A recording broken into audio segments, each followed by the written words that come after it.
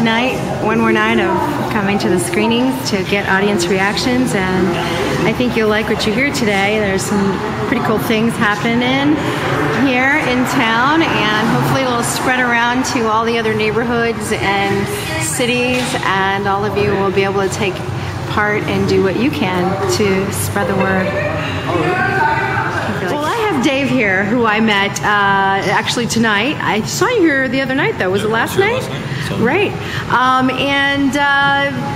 He actually has some really interesting news today. Are you a teacher at the school? Yeah, I'm the director of sustainability at a school called Shellheaven, which is right down the road from here. What's the name of the school? Shellheaven. It's called the Shellheaven School.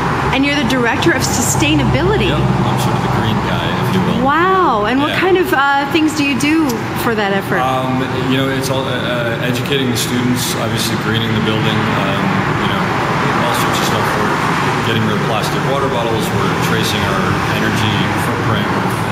I could go on for a long time. That's amazing. Yeah, it's pretty cool. It's a pretty amazing. Is it a middle school or? It's actually K through 12, so it varies, you know, depending on the age group. That is so great. Yep. So you came and saw the Cove last night. Yep. You left here, and what did you do? You went.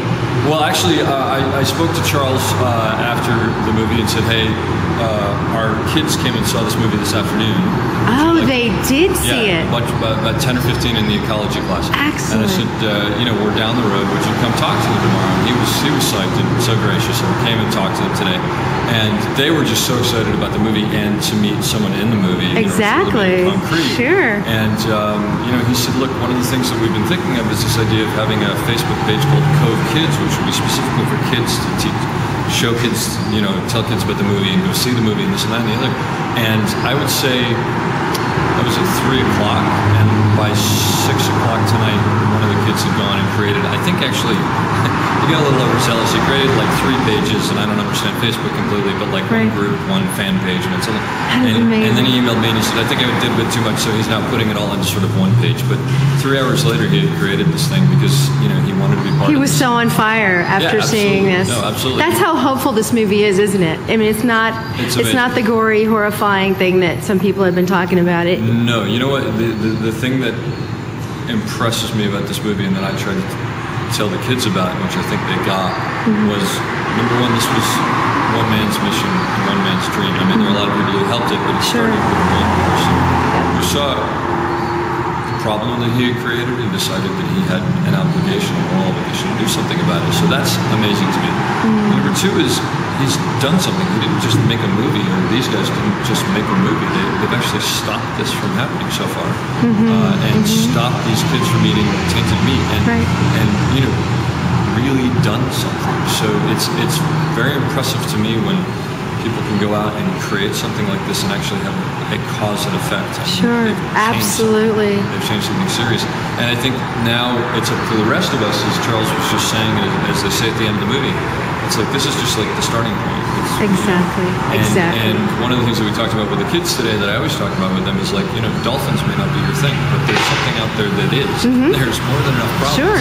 So pick up the one that is and run with it. And for anybody out there who is watching this, I'm assuming they're watching it on a computer, you've got no excuse because you can reach the entire planet. Sure. You just have to want to.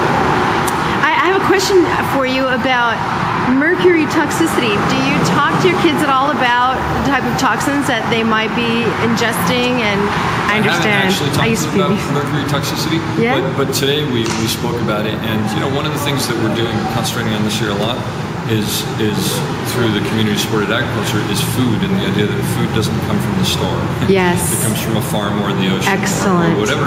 And that everything that we do leads back into this. You know, it's all a cycle. We're sort of all in the same ball here, so there's no escaping it. And more about yeah, absolutely. Community, local farmers, all of that. That's awesome. Dave, I am so excited. Me being a former teacher, Right on. yeah, for about 5 years in Florida, I really, my heart goes out to the kids, because I mean they're the future, and I really appreciate what you're doing, and I'm sure everyone does. And tell us again, what's the name of the Facebook page? If you just look on Facebook for Cove Kids, 2 words. Cove Kids. And is that something that your school started, or did they start? Well, they came to the school today, and they were sort of saying, hey, we've been kicking around this idea of there should be a Cove Kids thing, and very cool. Would anybody like to do it? And this one kid said, I'll do it. Wow. And while he has created it, there are a number of kids at the school, I think, who are going to sort of like be on there and pushing whatever, and they're just now starting to get the word out. So I will definitely put that out as well, and it'll be on there in a couple days. Great. Thank you so much, Dave. Thank you. And good luck to all your efforts out there. All right. Thanks. So tonight I've got these gorgeous people who I thought were a couple, but they're actually brother and sister. That's why they're so gorgeous together. And we have Jasmine and Jonathan tonight, and they were willing to say a few things here this evening and their reactions to the film. How did you find out about the Cove? We found out through Christopher. He actually came up to us when we were having a cocktail. Who's Christopher? Charles?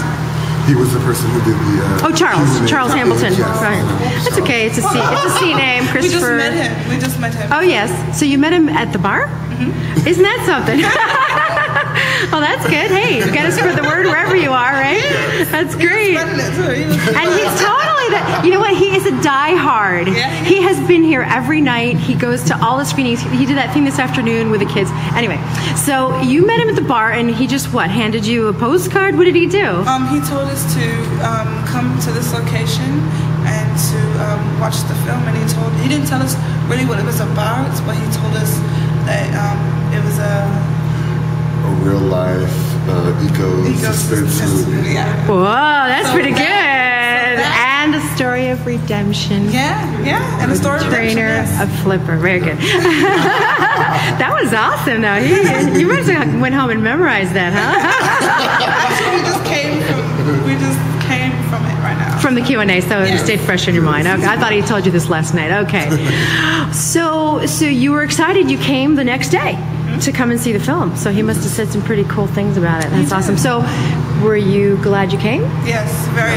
I knew it was bad, but I didn't know it was this bad. The whole situation, exactly. I knew the slaughtering of animals, the slaughtering of dolphins and whales were bad. I knew it was bad, but you just don't know exactly how bad it is until you see it. Exactly. And did you feel like there was a lot of gory aspects in the whole film, or how did you feel overall that the film made you feel?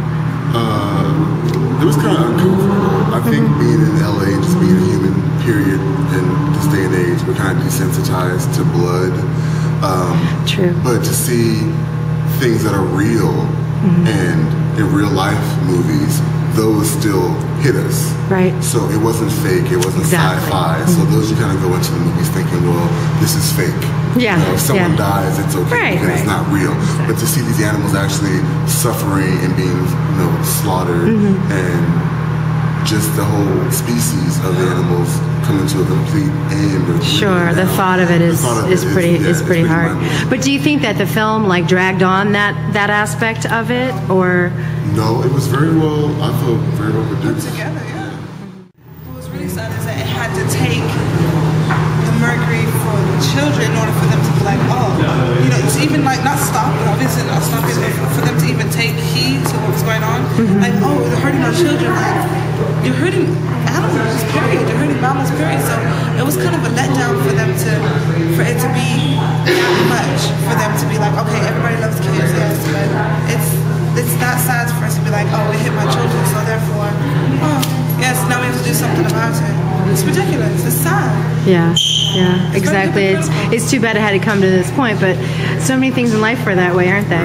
Yeah, so we don't realize it. So let's just take this message and make it the beginning, and let us walk that path and be the smart ones, right? And forge ahead. Thank you so much, you guys. I really appreciate it, and hope to see you around again. And don't forget to go on Cetacean Cry so you can see yourselves. All right, you guys have a great evening. Thanks. Bye-bye.